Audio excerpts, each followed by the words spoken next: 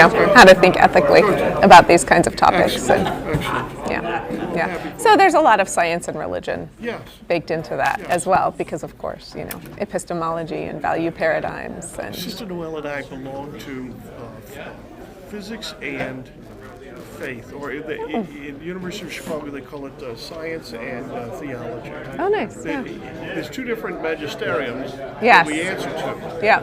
But there is certainly a connection between the two. Mm-hmm. Yes. Mm-hmm. So I had a fantastic visit last spring. I was telling Dominic at the Vatican Observatory with not Brother Guy, who I understand was here a couple years ago, but with Father Gabriele Gianti, who's his second in command, and actually just had an asteroid named after him. Okay. So that was pretty fun and a nice place. And I out in 2026. It's called Beyond Laudato Si. Well, I'm told I need a bigger and more searchable title with more keywords in it. But one of the chapters is on the Catholic Church and the history of science and theology and how to think about this constructively and how ecology and so. Yeah. He's I shouldn't have left you by yourself with him. Like one of the first things I was teaching, he walked into my classroom unannounced and he asked me out loud, what was the most important council in the history of the church? That's right. And you named Chalcedon. And I said wrong. It was Trent. Okay, well.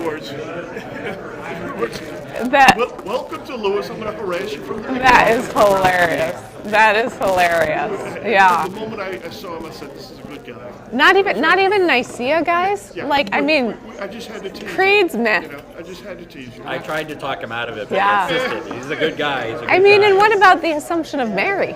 Come on now. There you go. All right, here we go. There's that distinctive laugh of Father Dan. Did you hear it? Father Dan just chuckled out loud.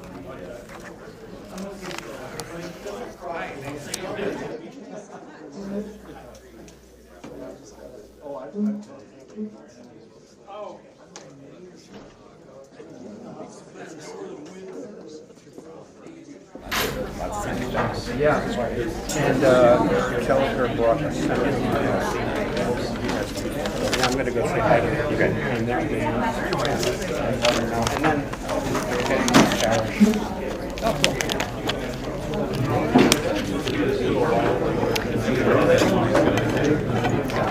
Are you from this area originally? No, I'm from the South. Oh, really? Okay. That's what you're hearing. Oh, it wasn't a question about accent. It was more just a question about. No, I'm from Louisiana. Oh, where in Louisiana? New Orleans. Yeah. Okay, yeah. I came up here because they offered the job. Well, there you go. Yeah, there it is. You go where the job is, right? You know? Well, then happy Mardi Gras to you. Yeah. We're planning to have a good time tomorrow. There it came out. Tomorrow. Louisiana.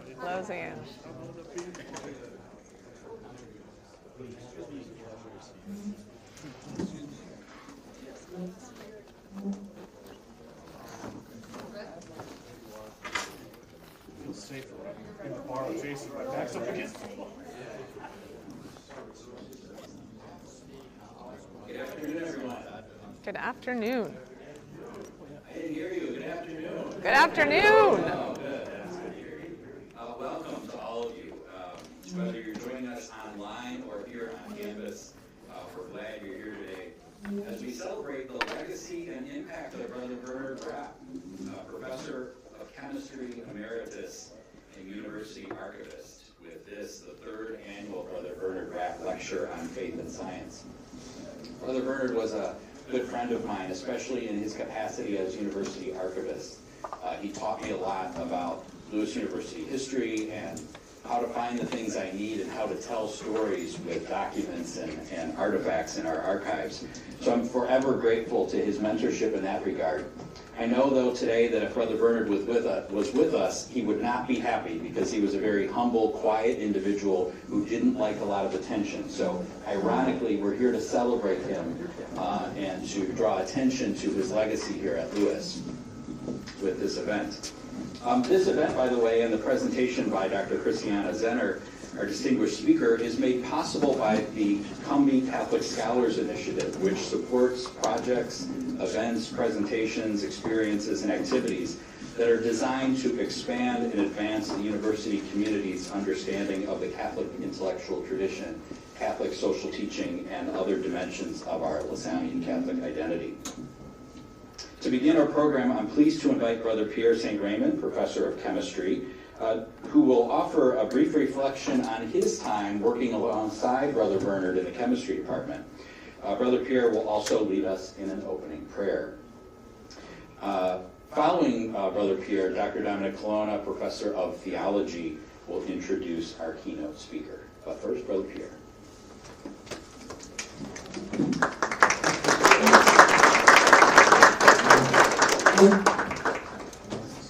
The irony is, this is exactly what I was going to start with. Bernard was a spiritual person. He was humble and quiet. You would never know that he was there. He would get the job done, and he would go home very quietly. He didn't want to attract attention. It wasn't about him. It was about the students.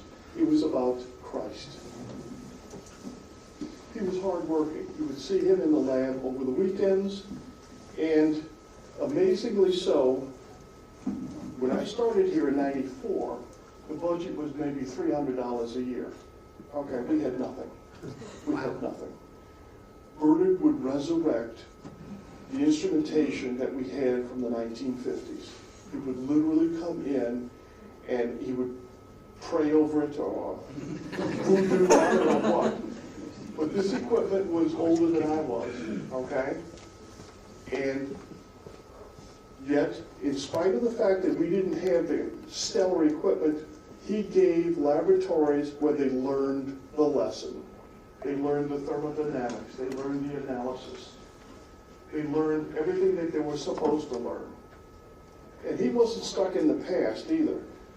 He wrote computer programs. So when computers started becoming more and more commonplace, he would write his own computer programs and bring that into the lab.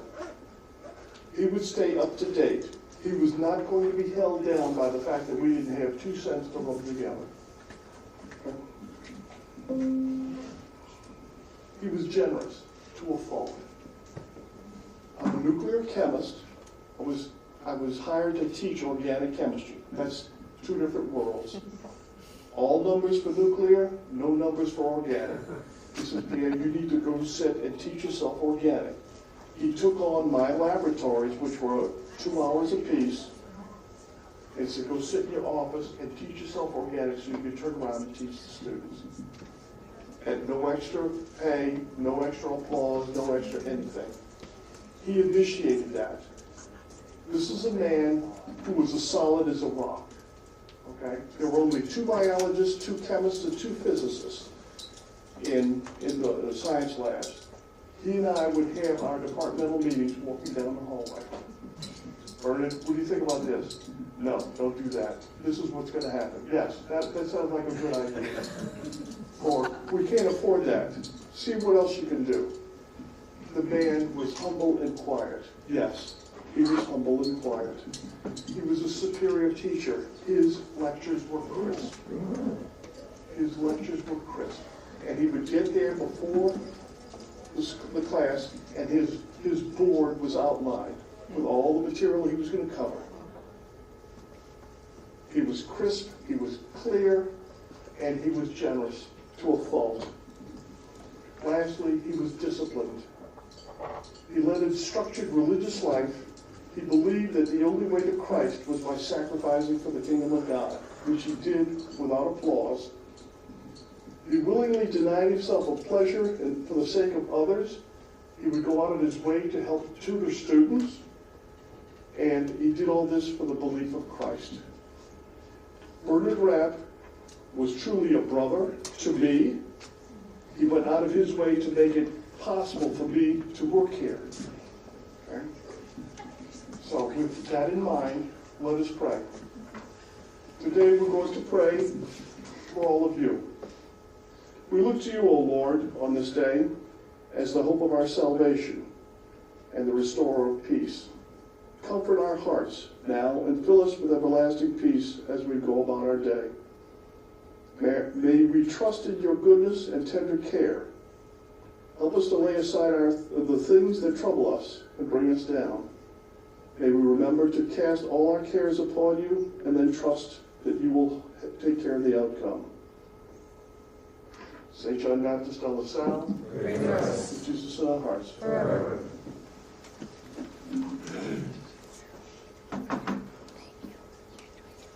Thank you, Brother Pierre. And thank you for to all my faculty colleagues, the administration, and the brain power in this room. You have no idea with all these students here. So thank you, too, for bringing your students. Some of them were in the Science and Faith class in the past, but some of them are from the class right now. So it's an extraordinary opportunity. A little bit of housekeeping. Margaret, I had one student ask me about Arts and Ideas credit.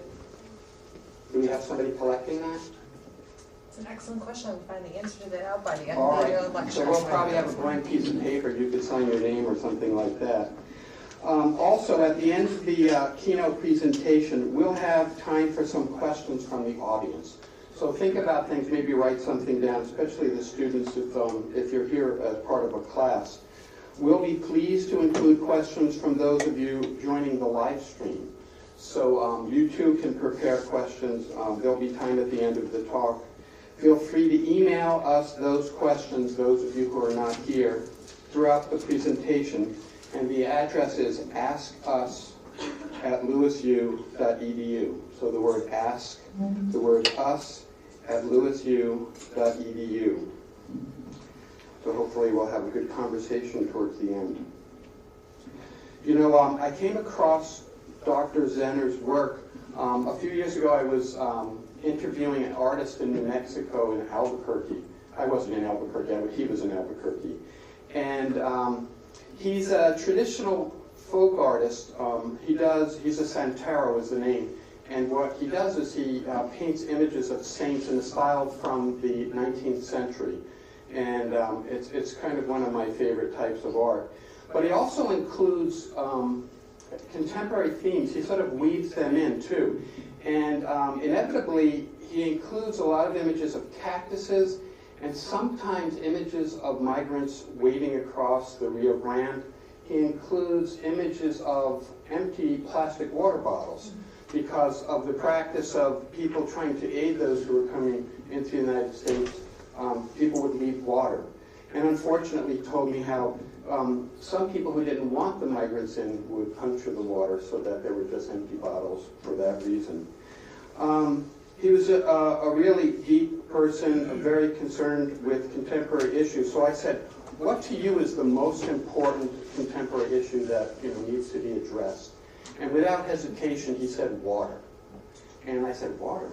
And he said, have you ever seen the river that runs through Albuquerque? It's completely dry. Water is being siphoned off upstream into different areas. He said, we don't have really good resources for drinking water in Albuquerque. Of course, in some parts of Albuquerque, not in others. So that led me to just do a little search online. And when I saw the title of Dr. Zenner's book, Just Water, it reminded me of a title of a book that somebody who we both studied with, Margaret Farley, a preeminent Christian ethicist. So that drew me to Christiana Zenner. Christiana Zenner is an associate professor of theology, science, and ethics in the Department of Theology at Fordham University, where she is affiliated faculty in environmental studies and American studies. Professor Zenner's next book is going to be called, or is a working title, Beyond Laudato Si. Her prior book, Just Water, Theology, Ethics, and Global Freshwater Crises, is taught in venues ranging from the Transboundary Waters graduate program at Oregon State University to Yale University. Courses that Dr. Zenner teaches at Fordham include Human Nature After Darwin, Black Feminisms and Bioethics, Anthropocenes, Science Fictions and Ethical Futures, Ecological Ethics, and Theology and Contemporary Science. Dr. Zenner lectures nationally and internationally on these topics and has provided analysis of contemporary topics in ecological ethics and religion and science in venues such as Public Radio International, the Bulletin of the Atomic Scientists, The New Republic, The Washington Post, TED-Ed, MSNBC, and others. She is headquartered at Fordham's Lincoln Center campus in the heart of New York City. And I found out this week she will be at Loyola University the weekend of 13th, and then at Wheaton College towards the end of the month, too. So we got it first. So I'm very happy to introduce Christiana ZENNER.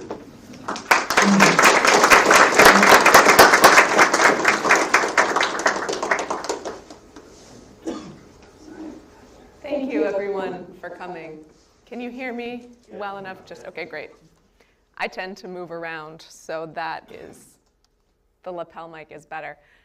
Thank you to the hosts, to Professor Dominic Colonna, to the Office of Mission, to the lovely introduction by Brother Pierre, and for the entire team of hosts, including Dean of the School of Aviation Science and Technology, Chris White, who gave me a fantastic tour of that facility this morning. And I can say that I have had the privilege of speaking with many fantastic students at many universities, but none has had an aviation program. And definitely none of the Catholic universities have gotten started as an aviation program. So that was a delight when I learned about it. Go Flyers. I did think that these artistic representations / sound panels were maybe reminiscent of airplanes, but you be the judge. Okay, so I also want to acknowledge where we are today, which is, of course, in what those of us from the edges of the country might call the Midwest or Chicagoland, but which I have noted much more specifically Romeoville, Joliet, Lockport, and I really appreciate the land acknowledgement as well as the recognition of the sanctified zone that you at Lewis University have on your webpage. I think that's a lovely way of recognizing the histories of settler colonialism and the genocide of indigenous peoples and land expropriation that happened, as well as legacies of enslavement. And these are realities that are historical, but that we continue to grapple with in the present day. And as a Catholic university in the Lasallian tradition, I really commend the way that you envision your space as a sanctified zone oriented around diversity and inclusivity, and a recognition that the past is with us and we can be kind, caring, loving, and wise in many ways. So I was quite moved by that. Thank you.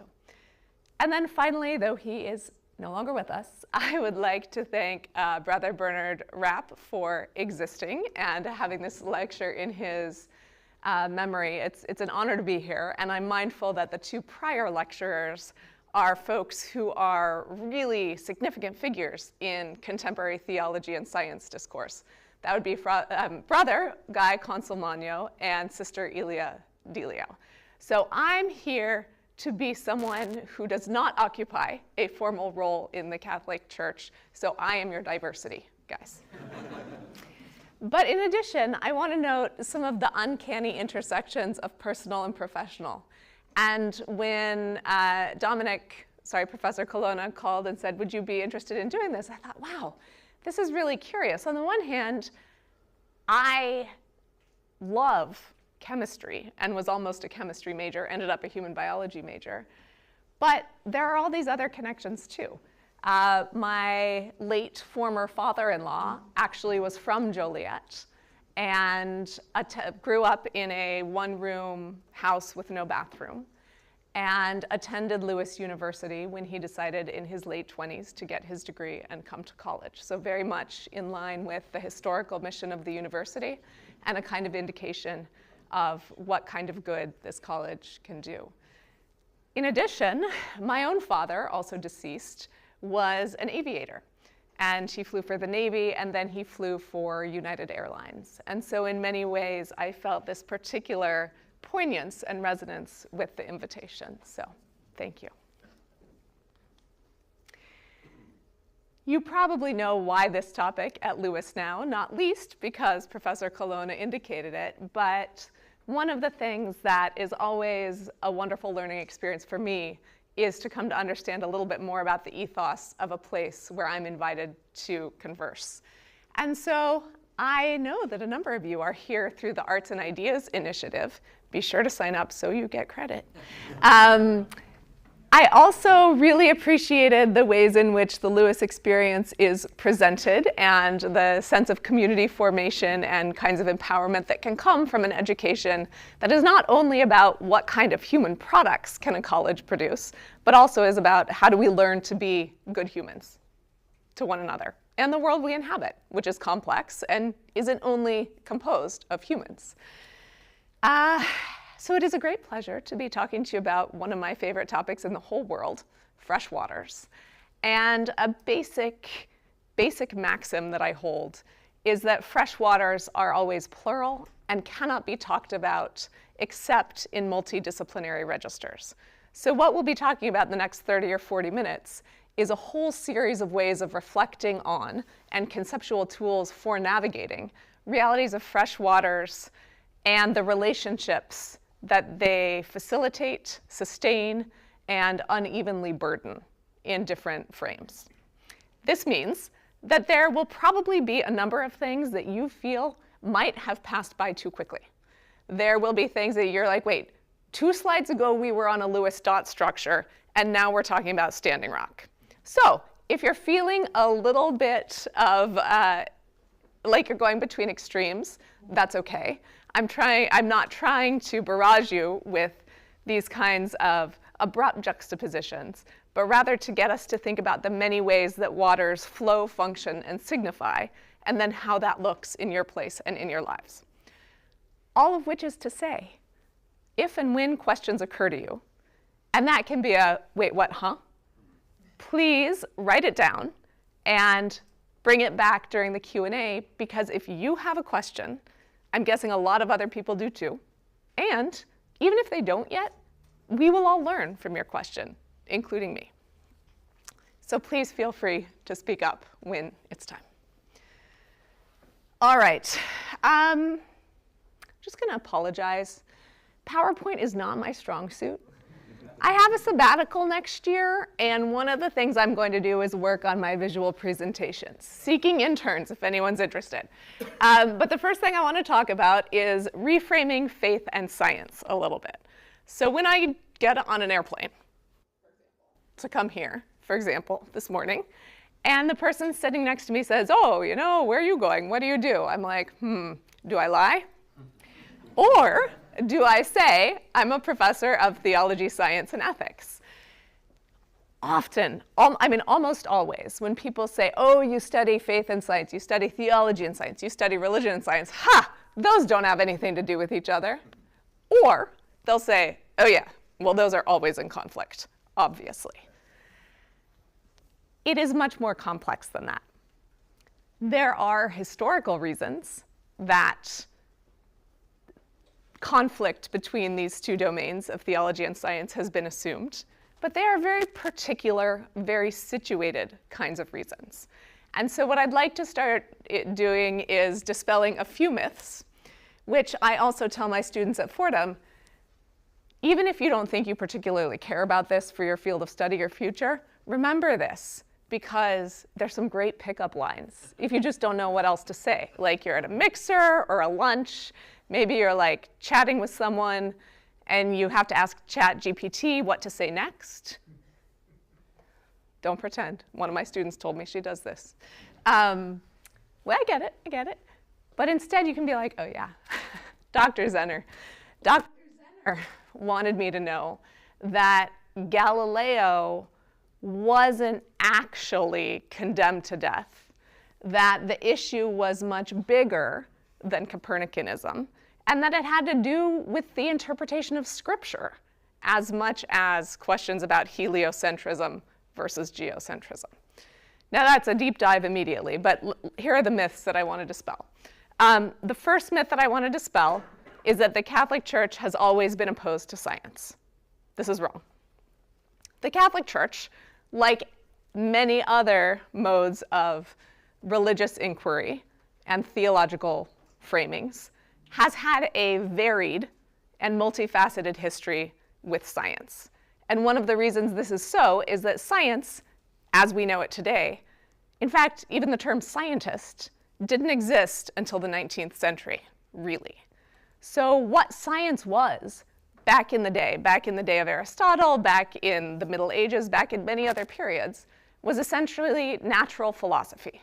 That is, taking a look at the world around us, or them, and trying to make sense of what patterns were emerging, and to conjecture about those patterns in light of received knowledge, some of which, much of which, was theological, some of which was philosophical. This only really became empiricism and data gathering, starting with folks like Galileo. So he was important, and he did get in trouble. He was, by all accounts, kind of a cocky guy, so he may have also enjoyed like making the authorities a little cranky. There are some great biographies out there. Relatedly, the Catholic Church also did not condemn evolutionary thought, nor Darwin. So the Catholic Church, this is a whole other lecture, but I just want to dispel this myth while we're here. The Catholic Church is actually pretty okay with evolution. And this is a very big difference from some other denominations of Christianity that are resistant to the ideas of deep geological time and that are resistant to ideas of species change. The Catholic Church's concern is much more about where human uniqueness and the human soul comes from. So again, that's another lecture, but I want to dispel that myth. So the Catholic Church, since about 1996, has said, you know what, evolution totally describes and accounts for changes in material forms and thus human bodies. But the moment that a soul and a body become an entity of possibility, that infusion of the soul, that is a divine spark and a gift from God. And that remains the Catholic theological position. All right, if you want to know more about this, I wrote an article in 2015 called 4 Eras of the Catholic Church and Science. And that was because after Pope Francis released his 2015 encyclical, Laudato Si, which I'm guessing some of you have read or at least heard of. Have you heard of it? Have you read it? Okay. Speaking of date night, who doesn't want to read a papal encyclical on a date? Okay, but as they go, okay, so an encyclical is an official teaching from a pope that talks about matters of theology and morals. It's usually written by committee, but it's signed off on by a pope, and they'll never say like, oh yeah, this section was written by so-and-so.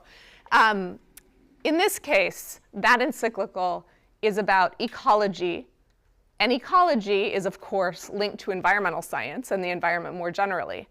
But ecology in this papal understanding, as in many understandings, including the environmental humanities, ecology is about relationships.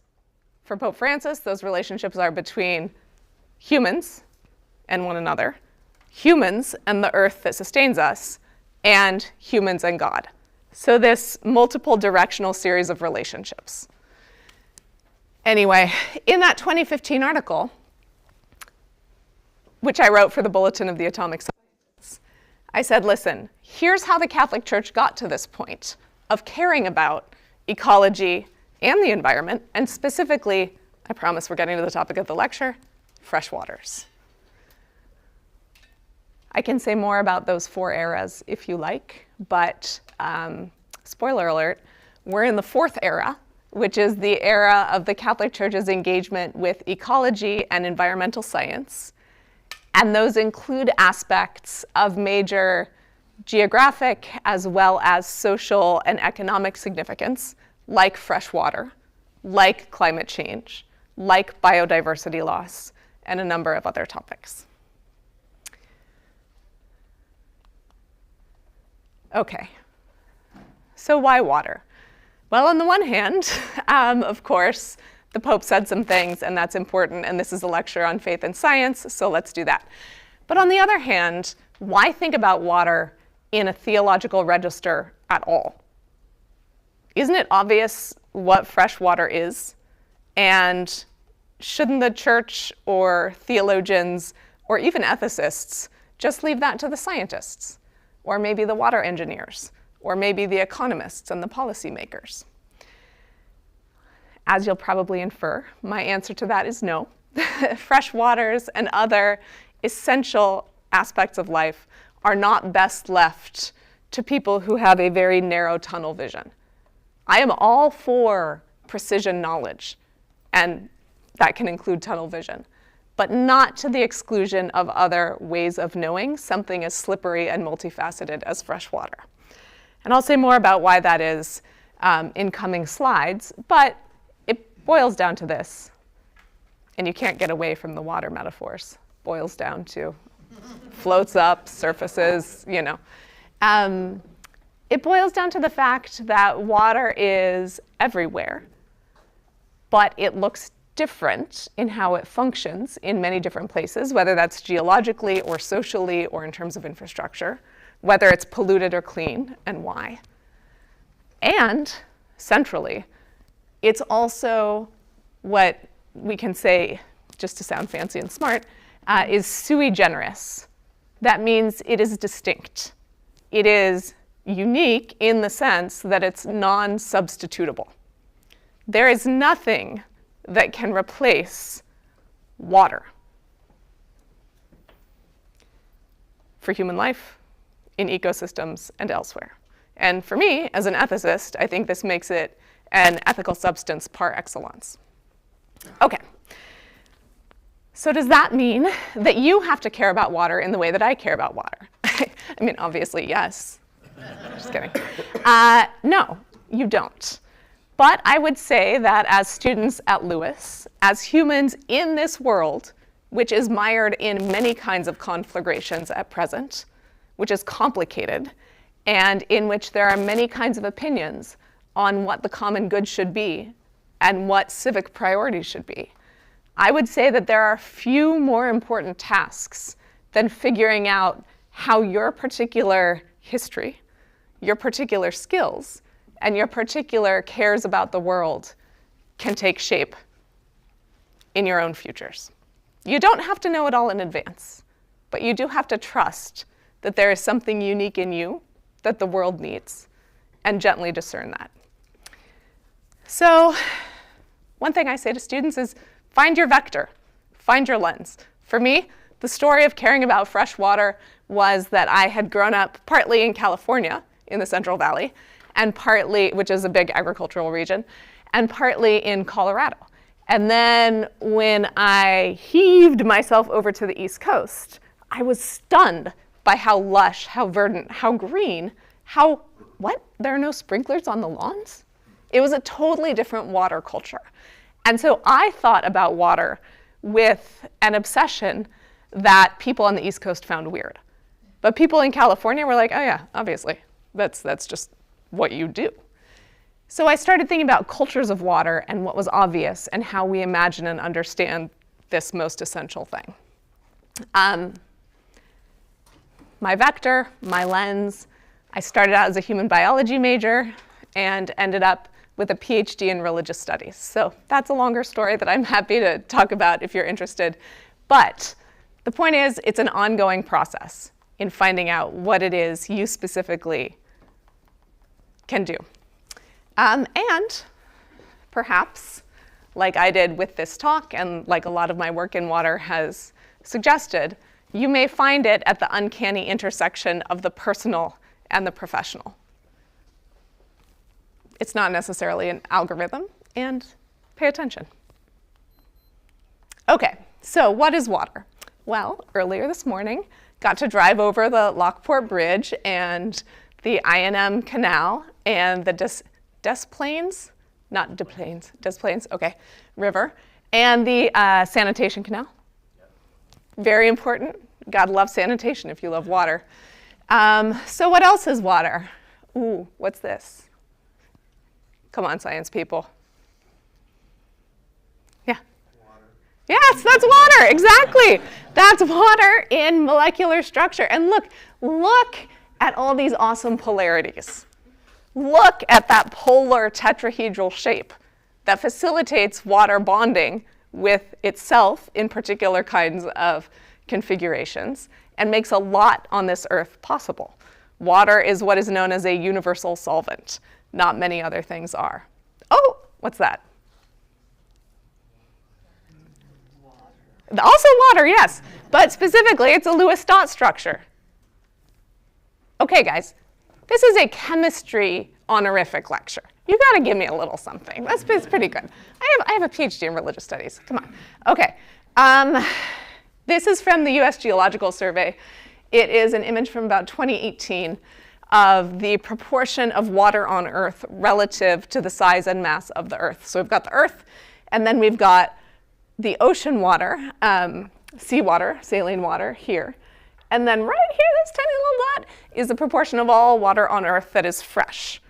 So of all the types of waters to discuss, and we can talk about ocean water, saline water, we can talk about water in ice caps, we can talk about water from aquifers, we can talk about water from lakes and rivers. Only a tiny, tiny, tiny, tiny percent of that tiniest dot is what we think of as water in the hydrological cycle that we learned in various phases of our earlier education. So the water that we think of as renewable, as cycling, that is a tiny, tiny proportion of overall water on Earth. And so it is indeed rare, and I'm sure many of you have heard or read headlines about water scarcities in various places of the world or an overall global water crisis. Water is also a substance for cultures to think with, and this is just an example of an artist whose work I really love. Her name is Bazia Irland. She also did some work in New Mexico, and so this is an example of she froze samples of books that then melted onto water banks, and they're books full of seeds, and so then the water carried the seeds away, and it was, obviously an ecological art installation. Bottled water. Now I have like two basic classroom rules. One is no phones, and one is no single-serving disposable plastic water bottles, which is another lecture topic in itself. But I recognize, as my cousin once famously said, "But cousin, the convenience just tastes so good." I hear. Plastic problems linked to water are ubiquitous, not only in the disposability problem, but also with regard to microplastics from a range of other kinds of manufacturing and production mechanisms, as well as other kinds of pollutants, and we'll talk about some of those in a minute. Okay, so what's a takeaway?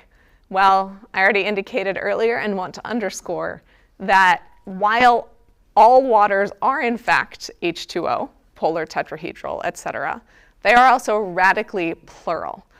And so I actually have moved in my own scholarly work from referring to freshwater or freshwater crisis globally to fresh waters, plural, and freshwater crises. There are often very significant patterns and steady variables that we can identify that emerge in these contexts, but they are rarely identical. And one of the things that I want to encourage us out of is the idea that there is any single one-size-fits-all solution to global water crises. Because water crises, while having global resonance and dynamics, are also always specific and local and social at the same time. So, just running through, we talked about waters as a different language, but similar concept, a soluble matrix for bodies and ecosystems. We rely on it. Fresh waters are also regarded as property and as commodity, so we can buy and sell fresh water. Land and water rights are highly and increasingly contested in the US, not just in California, where I started thinking about fresh waters. There's now a lot of profit motive and speculative finance worldwide built upon water resources and infrastructures. Freshwaters are also a site of geopolitical anxieties regarding scarcity, conflict, and wars over water. As early as 1984-1985, Boutros Ghali was quoted as saying, "The wars of the future will be fought not over oil, but over water." And for those of you who are speculative fiction, climate fiction, sci-fi fans, you will know that water and its scarcities figure prominently in various kinds of dystopian or societal degradation kinds of tales. And that's from like Octavia Butler in Parable of the Sower to Paolo Bacigalupi in The Water Knife more recently. In 2002, a working group at the UN also identified fresh water as a fundamental human right.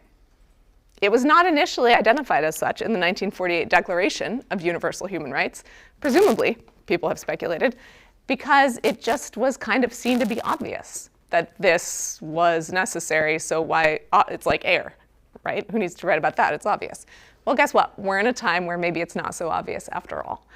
And so in 2010, the UN General Convention affirmed that access to fresh water is a fundamental human right. There were a number of countries that abstained. Among them, Somalia, the United States, both of which had also abstained on the vote about the rights of the child. Somalia has since signed the Declaration of the Rights of the Child. The US has not. In a number of distinct philosophical and ethical paradigms, freshwater is regarded as a relational being worthy of its own protections and rights, independent of property paradigms, independent of human rights, but as something that has its own value and integrity and deserves respect. I've put here indigenous social activism because this kind of viewpoint comes from many indigenous societies worldwide. And I want to be careful that indigenous, while sounding singular, is a plural term. So like freshwater, there's a lot of diversity in indigenous communities. That being said, many indigenous societies regard freshwaters as a foundational kind of being or kin with which humans are in relationship and to which humans have a particular kind of responsibility. And then we get to the Catholic Church. Now, not only was the Catholic Church under Pope Benedict XVI and now Pope Francis a big proponent of the idea that fresh water is a fundamental human right. That is a given. Benedict has written about this, and the Holy See in its letters to the UN and to world water conferences has reiterated this. In Laudato Si, Pope Francis articulates that water is a human right and indeed foundational to the achievement of all other rights. But in addition, the Catholic Church in Theological Reflections, the Orthodox churches and the Ecumenical Patriarch Bartholomew and many others have talked about fresh waters as a gift from God, and of course as a sacrament. So there are Christian idioms in addition, and ritual and symbolic and liturgical meanings in theological imagination, as well as these resources in Catholic social teaching. These are just some more images of waters and the diversities of ways they show up. This is one of the walks I like to take near the Hudson River. So snow, clouds, giant Hudson River. Oh my gosh, that river is huge. Coming from Colorado, where I had grown up from like kindergarten through my senior year in high school, I didn't quite know what to do with a river that big. This, by contrast, is the Central Arizona Project, which is a giant canal dug through what is essentially semi-arid desert in order to bring water to various cities from the Colorado River. Okay, so fresh waters are indeed those pristine scenes, and they also carry a lot of worries. There are a lot of ways to parse questions and concerns about what's going on with fresh water, and this slide is way too full. Please see my earlier comment that my visual PowerPoint skills need some improvement. But I'll share this slide with Professor Colonna, but this is just some of the stuff going on for water in Illinois and Romeoville in particular. Some of you may or may not remember 2012. There was a big drought in Illinois, and so the governor's office did a report on that. Then this is water FAQs from Romeoville. Drinking water quality reports from Joliet. And specific to us now in Romeoville, groundwater sources from 2014 to 2023, compiled from public records by a group known as the Environmental Working Group. They have drinking water reports for many, many municipalities around the nation, so if you're interested, take a look.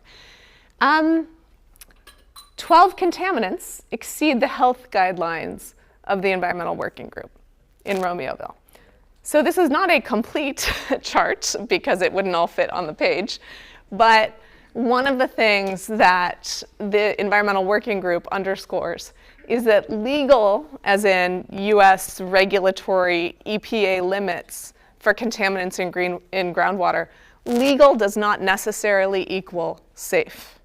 So just because something's legal doesn't mean it's right and doesn't mean it's good for you. We all know there's a difference between legality and morality. So what happens when we start thinking about moralities of fresh water? So here, these working group guidelines are stricter, better for you, than the US EPA's.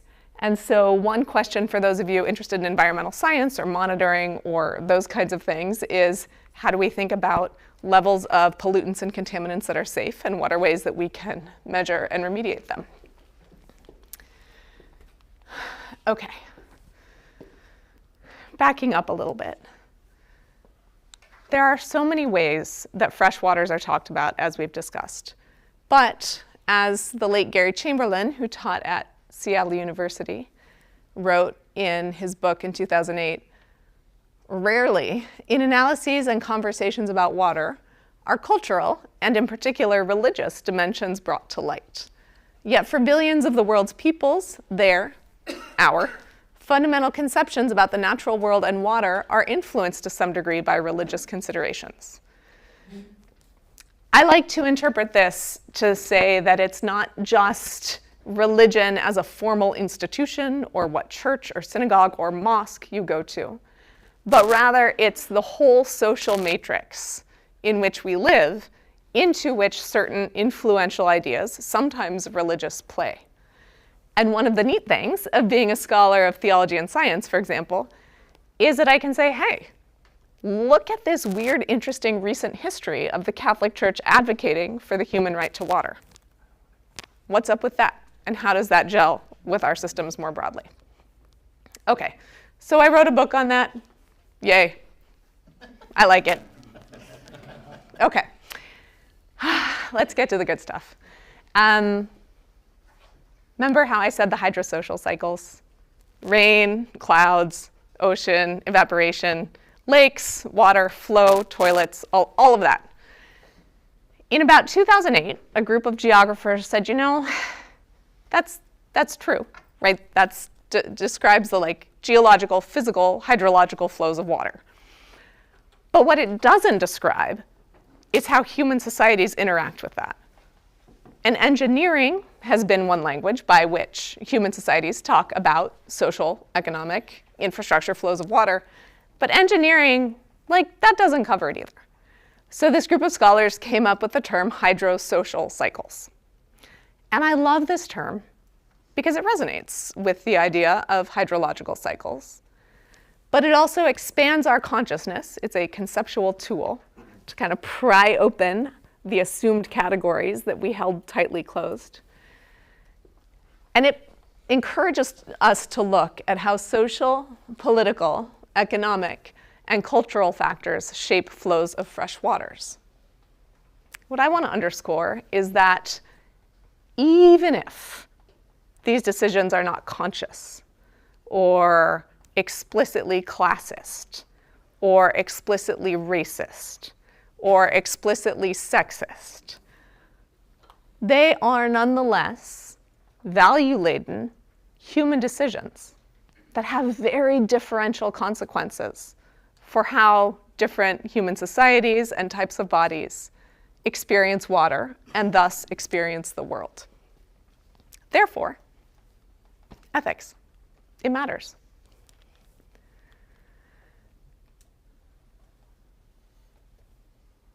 That's Ireland. Anyone been there? Beautiful. If you get a chance, go. A place where the waters in lakes meet the waters in sky in a particular way. And so this is just a slide to populate some of our thinking about freshwaters in a different way, to break out of the hydrological cycle as we thought we knew it. Okay. So if hydrosocial cycles are part of how we should think about fresh waters, and if human decisions impact water quality and impact various kinds of bodies in different ways, who's responsible for it? Oh gosh, I forgot to say earlier. And we'll get to it in a minute. Actually, you know what? No, I'll talk about it again coming up. So again, in 2008, very generative time, the 2000s, for thinking about fresh water, because a lot of scholars were like, oh my gosh, we need better conceptual tools for thinking about this complex reality. So a scholar named Thomas Szasz, he's a sociologist, identifies a phenomenon, not specific to water, but totally applicable to it, that he calls the reverse quarantine phenomenon. Sadly, we have all experienced actual quarantine in one form or another as a result of the COVID-19 pandemic. Reverse quarantine inverts that, and it says that it is the responsibility of an individual or a family unit or a domicile, household, business, whatever, to quarantine ourselves from the threats, to put up a protective barrier, to get the water purified, to only buy the bottled water if our well is contaminated, to make sure that we are not taking on the pollutants. It becomes our individual responsibility to obsess and maintain over that. And now Szasz in his work is interested in pointing out how economic and racial stratification leads to a kind of obsession over this for some populations, like, shout out white ladies, like me, and all the Instagram stuff. But there's a really important element to this, which is an underlying set of considerations, namely, what kind of a society expects individuals to be the ones to provide our own fresh water? Answer. One answer is a neoliberal society that requires the individualization and privatization of responsibility for making sure clean water comes into a household. And the problem with this is that it removes responsibility, it prevents us from thinking about upstream users, major polluters, agricultural non-point pollution, all sorts of things. So it exonerates upstream users and social, economic, political decisions that have led to pollution and contamination. For example, it was with extreme dismay that I heard about 10 days ago in the barrage of news coming out of the Oval Office and various other facets of the executive branch at present, that there is interest by this administration in rolling back EPA protections on lead in drinking water. Lead, which is responsible for major neurological damage, especially not only to children, and which was the culprit in Flint, Michigan, which we'll talk about in a moment. Hydrosocial cycles, upstream responsibility. And unfortunately, poorer communities that are often, but not always, racialized, bear the worst burdens because they have fewer resources, being economically marginalized, to reverse quarantine and purify themselves. So, one example of a hydrosocial cycle has to do with racialized infrastructure and burdened bodies. And in this case, again, Flint, Michigan. So 2014, 2015, 2016, huge period of time in the United States, freshwater hydrosocial cycle problems. In this case, these are some of the images we see here, extremely copper-colored rust-colored water spewing out of a fire hydrant. You've all seen the images. Hopefully you've read something about this crisis. If you haven't, please do. Many, many residents, the vast majority of Flint, still rely on bottled water for their household tasks, and this includes cooking, cleaning, bathing, drinking. In 2017, I believe, the Michigan Civil Rights Commission issued, February 2017, the Michigan Civil Rights Commission issued a report on the Flint water crisis and held that very more than likely what is needed is a truth and reconciliation process whereby the government, the local government, and then the broader regional government in Michigan need to be held accountable to the people whose lives have been affected. That has not yet happened, but it is a very notable and important conclusion. Also, 2014, 2015, 2016, and early 2017, hydrosocial cycles, and in this case, the Dakotas, and the Dakota Access Pipeline, which was protested initially by Lakota Sioux and quickly became an intersectional allied kind of resistance to eminent domain claims made by fossil fuel corporations with the support of the federal and state governments. And what do I mean by intersectional? Well, I mean that members of tribal nations, and especially the Lakota Sioux, established a camp to protest the bulldozing of roads and pipelines and huge swaths of the land to build pipelines. And this encampment became bigger and became bigger as people came in order to protest, yes, but especially to protect. So it's one thing to protest the actions. It's another thing to protect the waters. And that was the influence of a lot of these folks. So we are here to protect water. Water is life, Mini Washoni is the phrase.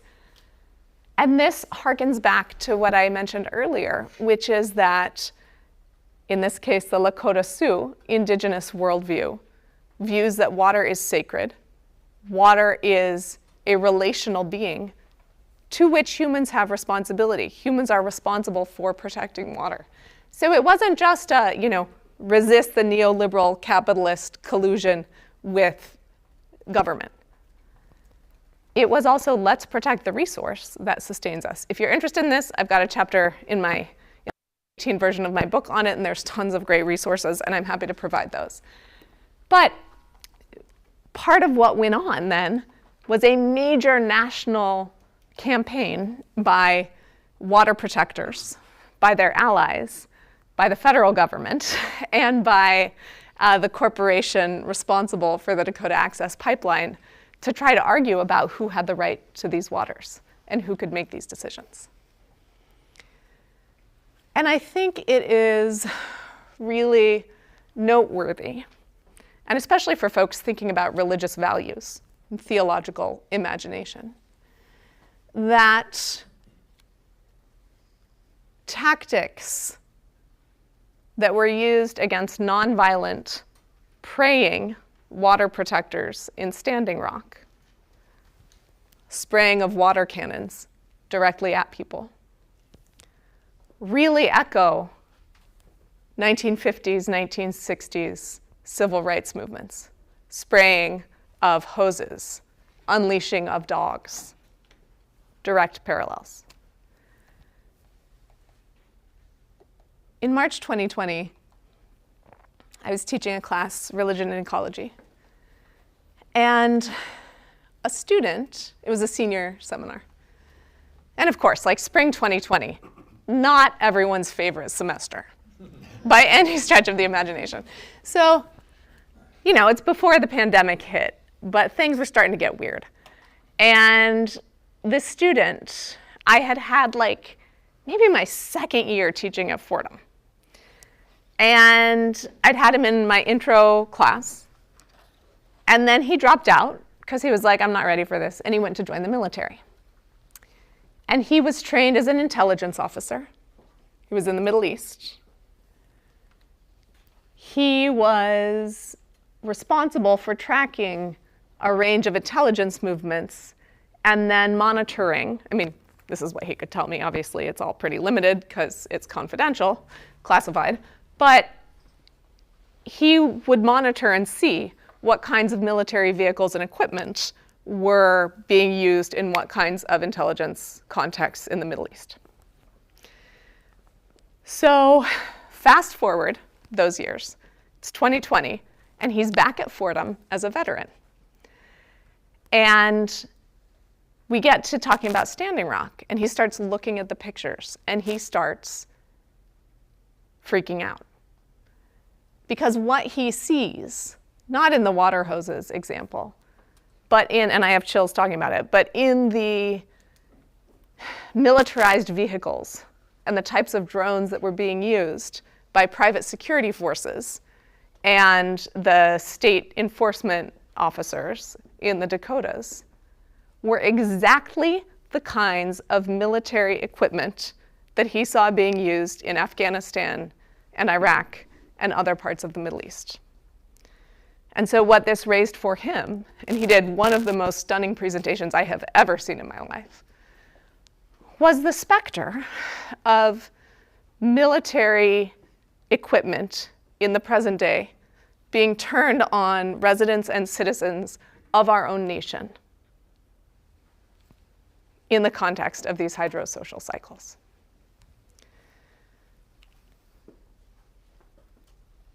This is not an abstraction in the present day and going forward. It is only getting more real. So, why theology? Why Catholic social teaching? Well, we've talked through some of these reasons.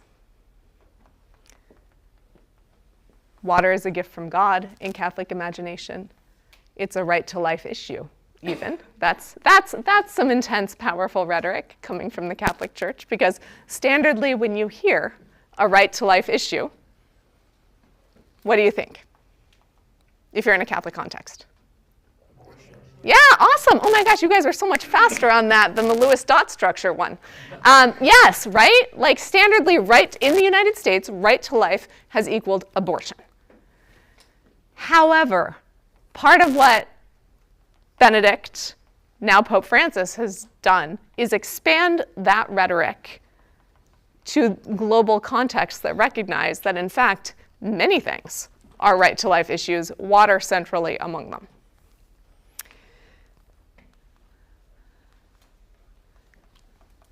This last idea is one of the ones I want to leave you with, in addition to everything else here, which is that fresh water is a common good. It is something that is essential to ecosystems, to humans. It is a gift from God, the Creator, as understood in multiple Abrahamic traditions. It is a human right. But it is also something that is shared, for which humans have responsibility and a kind of relationship to. And it is endangered by pollution, greed, extraction, militarization, many other kinds of things. So one of the invitations that I find in Catholic social teaching, and in a number of other traditions previously noted, is to envision what if we think about water not in these reductionist, tunnel vision, separatist kind of ways, but in these integrated, complex, public good kind of ways. What would our societies look like then if we opened imagination to envision waters differently?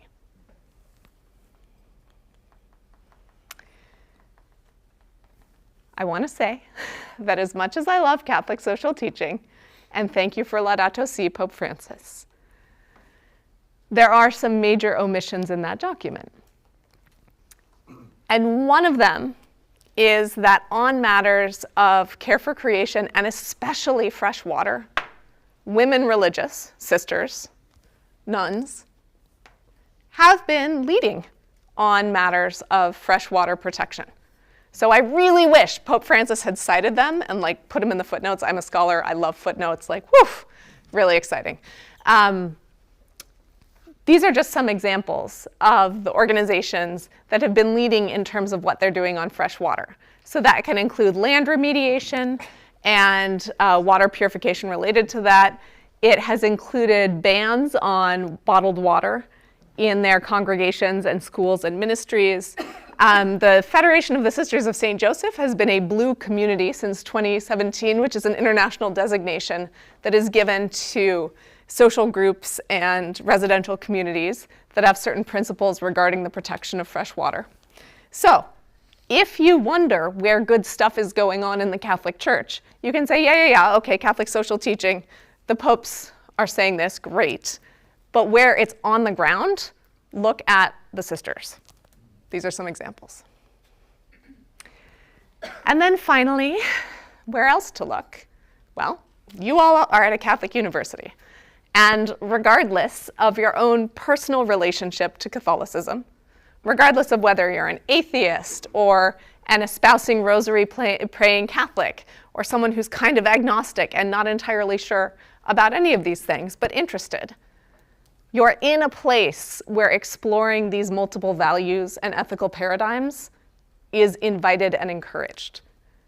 So pay attention to that. Pay attention to where water is in infrastructure, in your experience, and in your lives, and in your studies.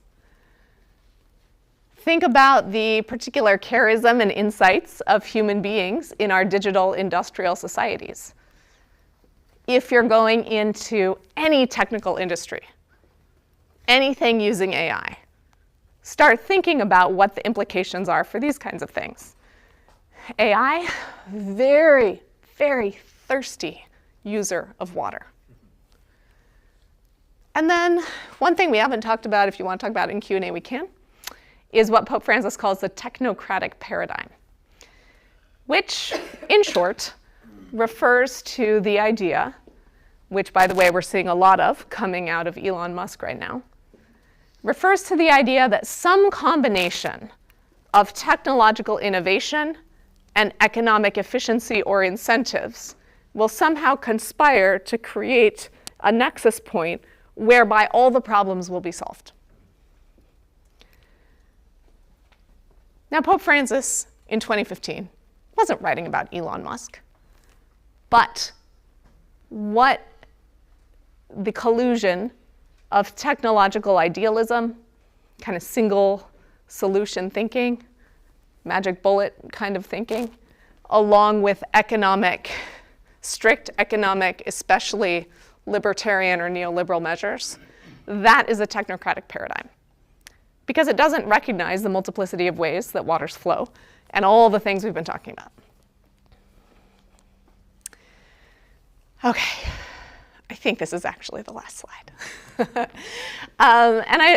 Because like you're all awesome college students who have so many ways of seeing the world that your professors have no idea about, right? You see realities that are different than the ones I have grown up seeing. And I try to keep expanding my mind, but man, that is hard. There is a lot every day. So this is yours to take on and discern in your life going forward. And in doing so, here is a paradigm that I find really helpful. It is taken from a marine biologist named Dr. Ayanna Elizabeth Johnson. She works a lot on sea level rise and ocean warming because she's a marine biologist. But she wrote a book called What If We Get It Right, which looks at the ways that certain communities have had effective responses to a lot of these changes. And she says, okay, yes, a lot of this stuff can be overwhelming, right? Freshwater scarcity, insert your major issue here. But she says what we have is a Venn diagram. She calls it the climate action Venn diagram. We'll just say your discernment nexus. And there are 3 circles. What brings you joy? So this is your joy circle. What work needs doing? What does the world need? And then what are you good at? Or what do you want to be good at? And this is especially awesome for you guys to think about right now, because not only is it important to keep tapping into your joy throughout your life, what inspires you, what invigorates you, what do you find energizing to do? There's always going to be a lot of need. There always has been. There's more now. But then what are you good at? You can keep developing that in your major, in your hobbies, in your eventual graduate studies. If you do that in your careers, whatever they may be. So this is a dynamic kind of question. And where you can have huge impact is right in the middle of that Venn diagram. So I was talking with a friend of mine who had just published a big sociological study, and he did his PhD at Boston College in theology. We were going to be on a panel together, so I was like, yeah, here's what I think I want to talk about. And I showed him this diagram. He's like, what? Are you sure that's from Dr. Ayanna Elizabeth Johnson? And I said, oh, I'm sure. I have the receipts, and I like to cite things. He was like, no, but I think this is Father Michael Hymes's moral discernment Venn diagram. And I was like, no. So then he pulls up what he read as an undergrad and then as a grad student at Boston College. And indeed, it is a very similar kind of thing for a life of faith or spirituality or morality. What brings you joy? What is your charism? What are your gifts from God, if that's your language? What does the world need? And given who you are and what skills you might want to develop and learn, what can you do? That's the question. That's the invitation. For me, it's water. For you, it might be something totally different. So thank you for coming. Thanks for having me.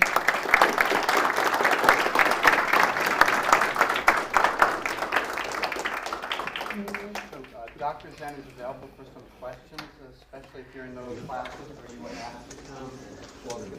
Everybody's invited to ask a question. And we also have online, if you're watching, you can go to Ask Us at LunaZoo.edu and send a question. Anybody questions?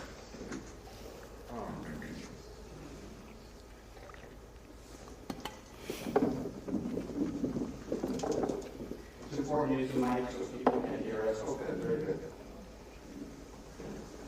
I find it difficult to think of water as a gift from God. I think it is a necessity. Mm-hmm. Could you please comment on that? Great question. It's an absolute necessity. And I think that one of the things that I continue to learn in thinking and writing and teaching about water is that ideas like water is a gift from God is not mutually exclusive with water is a necessity. Definitely a necessity, always going to be a necessity. But we don't need to have a scarcity logic of what kind of thing water is. We might want to say sometimes, no, it shouldn't be considered primarily a property or a commodity, but many other plural senses of it can coexist. So I would affirm that if for you, water as a fundamental baseline and essential entity is the compelling one, then yeah, absolutely. I totally agree. Yeah.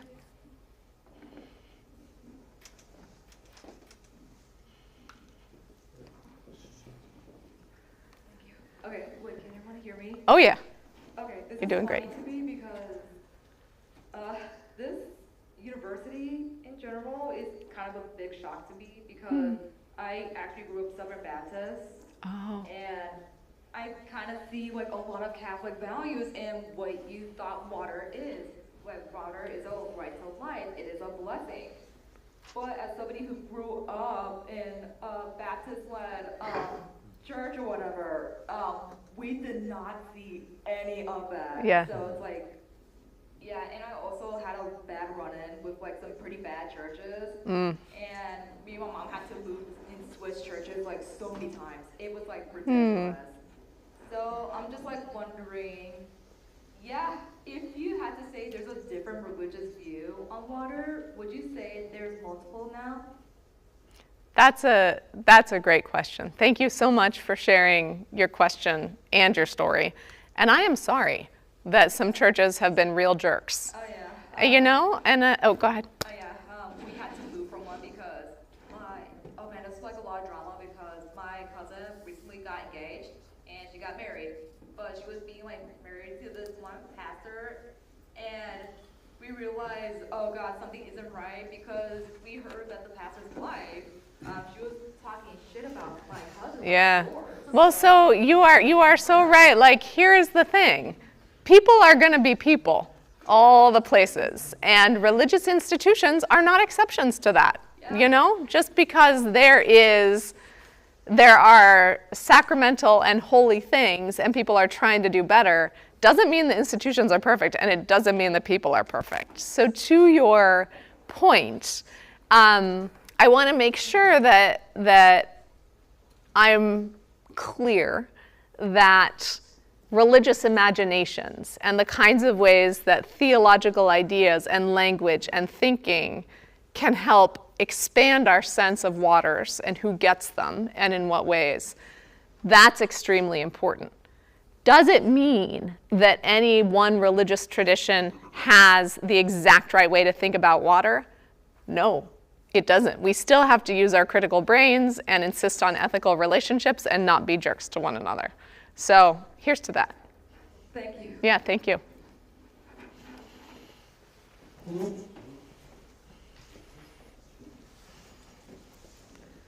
So I just want to be clear because I think I kind of missed it. What exactly is like a hydrosocial cycle? Totally great question. Thank you for asking that clarifying question. Yeah, I mean, right, like a lot of material, kind of like drinking from a really strong water fountain. So a hydrosocial cycle refers to how societies influence water flows. That might be through plumbing infrastructure. It might be through bigger engineering projects like building canals. It might be through pricing mechanisms and water utilities and who pays what for water under what circumstances. And the point about hydrosocial cycles is that human decisions, and especially institutional ones, have an effect on the ways that water flows and the ways that people and ecosystems experience those waters. So just going back to the water utilities example, we need water utilities and water infrastructure for sure in our lives.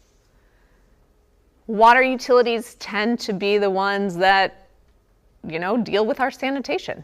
Big deal. Really important. And they tend to be the ones that make sure that there aren't really problematic contaminants flowing through the pipes. But they're also the ones that set rates for prices for fresh water. And so, for example, in 2014, in Detroit, Michigan, there were huge-scale water cutoffs to individual households in Detroit. And this happened because the water utility said, well, these individual clients, these customers, they haven't paid their bills in a while. So we're just going to cut them off because we need the money. We need to recoup this income. So their decision was, well, these individual homeowners, they're in arrears. They haven't paid. We're going to cut off the water until they pay. Well, guess what? A lot of those folks lived in the city limits and were low income. And many were African American or Hispanic or immigrant. And so the water shutoffs disproportionately affected them. They didn't affect the suburban communities where a lot of white flight had happened in the 60s, 70s, 80s, and later. And here's the hydrosocial cycle. Like, here's where the institutional decisions become really clear. The water utility Detroit Water, decided to cut off and try to recoup costs from this domestic population, these just humans living their lives. They didn't cut off water or legally go after huge corporations, including the football stadium and a bunch of other entities, that were actually millions of dollars in overdue debt. So instead of deciding to go after the big entities that might have the money and that really should have been paying for it, they went after the little guys. That's an example of the uneven effects of the hydrosocial cycle, and that's where the language becomes really helpful, I think. Thank you for that great question. Doctor, do we have any historic sense of the challenge? I was struck by you saying there's been supposition that the wars might go for water. Do you have any sense on the historical sense of where we were with water as an issue 30 years ago, 40 years ago, 100 years ago, compared to now? And is it literally, we know it's because we're screwing it up? I mean, that mankind has done these things to water, and it used to not be a problem. I don't know the historical context. Oh, that's such a good question.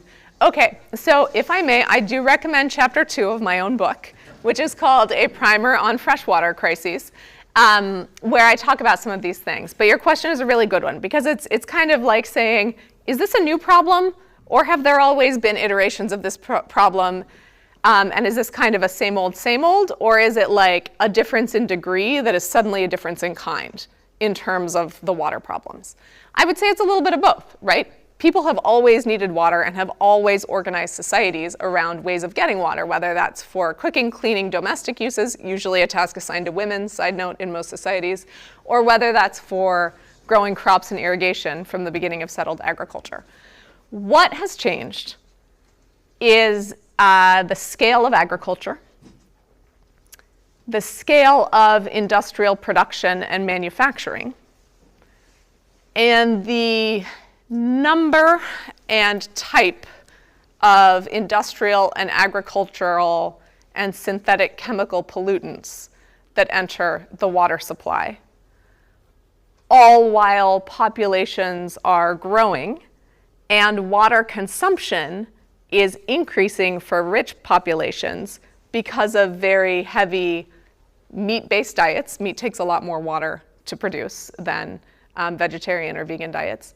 And because of global patterns of consumerism and disposability, as well as the thirst of technological products, which we also keep using and throwing away. So there's a lot of factors that go into it, but I personally would say that, again, while there are some consistent factors, those factors of agriculture, industrial and technological production, and the ways in which pollutants figure into that is something that has changed really dramatically in the last 50 years. So too, scientifically, it used to be assumed by many folks who talked about the hydrological cycle that water was the ultimate renewable resource. And in fact, as recently as 2008, prominent science journalists who should know better wrote things in books like, water is the ultimate renewable resource. Okay, maybe in theory, like in a lab, but if you've got lead or oil or atrazine or any other chemical in your water, that's not exactly like fixable super fast on a meaningful time scale. And at that point, a lot of scientists also didn't know that groundwater, which is what a lot of societies have relied on for agriculture and for manufacturing, scientists didn't know that it's actually a pretty finite resource. And so, the Ogallala Aquifer in the Midwest, many others around the world just kept being sucked up, but they don't replenish on a humanly meaningful time scale. And so that's much more like mining water than it is like drawing up a reusable resource. So that's a factor related to the growth in scientific knowledge that's linked to the ability to do satellite imaging, essentially, of aquifers and have that, oh crap, kind of moment about finite water resources. Good question, thank you. I just had a question, and it kind of relates to what you were talking about, Starved Rock. Yeah. And how there was a huge conflict between the government, the indigenous people, and the corporation as to water rights. Yeah. My question is, and I don't want to put words in your mouth, but... That's fine. You go for it. It felt like one of the messages that you were putting forth was that we need to not let when you were talking about the concept of us separating and making sure our water is drinkable versus not looking upstream, how in those issues where the water rights are so contested, how do you navigate that when we're trying to paddle up the stream to figure out and hold the people accountable for their pollutants, whether it be corporations or government? Whew. That is a great question. And I appreciate you trying to put words in my mouth because I think you nailed it. Yeah, you did great. How do we navigate when there are so many paradigms for thinking about water, and some are property, and some are governmental, eminent domain, and some are historic water protection claims? You know, guys, like, that's what we're figuring out. I don't know. I know that, here, let me tell you what I do know.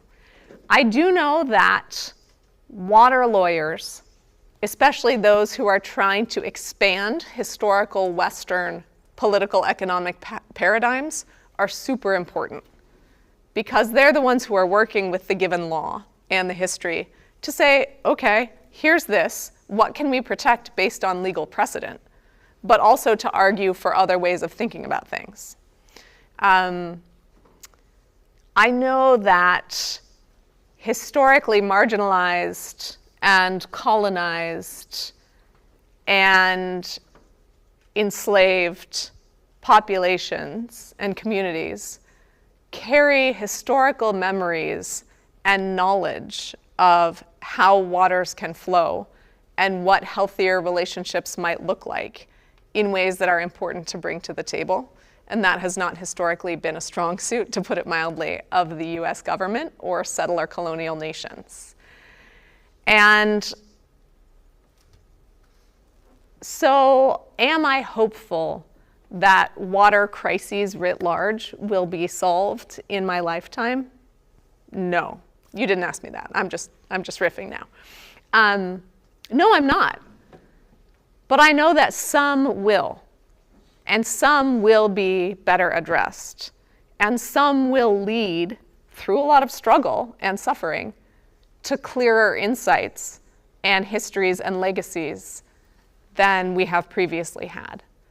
But I think we're in a moment environmentally, in some senses politically and civically, where people are thinking about the legacies that we've inherited and the kind of societies we want to leave for our own futures and for those of the generations that follow us. So it's a good question. There are a lot of ways in. We have one over here too. Okay. My question, I think, is somewhat related to the student's question, which is, what kind of opportunity do you see for these moral, ethical, and even spiritual arguments about water to play a significant role? And my pessimistic version of the question is, how can we turn to morality and ethics in a world that refuses to actually recognize that as a thing, when the economic imperative is just so crushing? And I was really struck by your description of the reverse quarantine and the approach in which we see economic factors. We're told that they are morally neutral, at least, or at least separate from these things. But of course, we've seen all the devastation in a range of areas that comes from those blinders that are put on. And so I'm wondering, people in a room like this, we can agree and see the moral importance of this, but how do we translate that into something that's practically powerful on a larger scale and addressing some of that upstream? Yeah, that's a great question. And the first presentation I ever gave on this, I got asked a variant of that question. I was like a grad student still, and it was from a senior professor, and I was like, I don't have the answer. I'm just figuring out how to map the problem. I still don't have an answer, And maybe if I were an expert on social movements, I would be like, okay, first step this, and then me this, and then someone be in charge of a social media campaign, because that's obviously not going to be me. But I do know a couple things. I know that more people than ever are interested in understanding human relationships with one another and the way that we inhabit the natural world in ways that are not fully extractive and not built upon making enemies.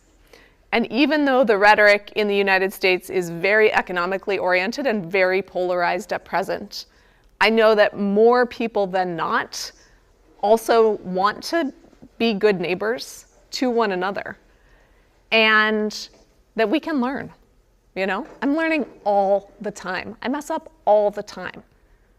Maybe less when it comes to water, because I've been doing this for a lot of times, and I'm like, oh gosh, well, whoops, there's another thing. But it's just life, right? We're always learning and trying again.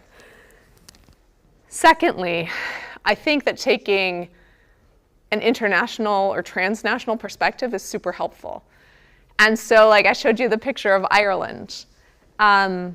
My friends in Ireland, my daughter's godmother is Irish, and so when they were having big issues with their water utilities, in Dublin especially, in like 2014 through 2018, we were communicating a lot about it, and real, very vivid public discussions came about what kind of thing water is and what kind of role social values have. It's a different culture. They value the arts and humanities differently. They're arguably not as technocratic, that unholy marriage of economy and technology to the exclusion of everything else. But other ways of doing it are possible. New Zealand, Aotearoa. In 2016, 2017, a judge found that a major river, the Wanganui River in New Zealand, could be described in the language of personhood, that the river was a person. And so this was a result of the Maori tribe making the argument that in Maori understandings, the historical stewards of the land, the river, waters, are not some like parcelable, discrete property kind of entity. It's a flowing entire being. And as such, it was closer, philosophically, to the Western notion of person than property. Now that was powerful because, yes, it was still a translation of an indigenous notion, but it was within a Western political economic vernacular, personhood, that we're all familiar with. And so we think, well, gosh, if a corporation can be a person, why can't a river? Would you all join me in thanking Dr. Zenner? Thank you.